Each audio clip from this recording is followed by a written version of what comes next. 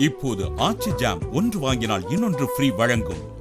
மணிச் செய்திகள் இணைந்து வழங்குபவர்கள் அரசன் சோப், ரொம்ப ரொம்ப நல்ல சோப்.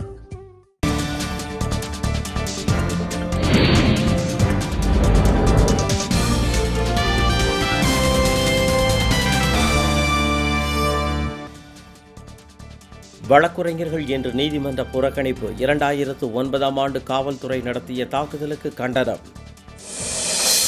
பேரறிவாளன் உள்ளிட்ட 7 பேரை விடுதலை செய்ய அனைத்து தரப்பினரும் அழுத்தம் தருமாறு மருத்துவர் ராமதாஸ் வலியுறுத்தல். ஓசூர் அருகே விளைநிலங்களில் காட்டு யானைகள் முகாம், ஊருக்குள் நுழைவதால் பொதுமக்கள் அச்சம். தேனி அருகே மகிழுந்தும் சரக்குந்தும் மோதிய விபத்தில் ஒருவர் உயிரிழப்பு, 6 பேர் படுகாயம். கூடலூரில் பூத்து குலுங்கும் வாகை மலர்களை காண சுற்றுலா பயணிகள் ஆர்வம். பாடப்புத்தகத்தில் ஜெயலலிதா படத்தை நீக்க கோரி போராட்டம், திருச்சியில் 5 பேர் கைது. குடியாத்தம் அருகே வனவிலங்குகளை வேட்டையாட முயன்ற 5 பேரை கைது செய்தது வனத்துறை.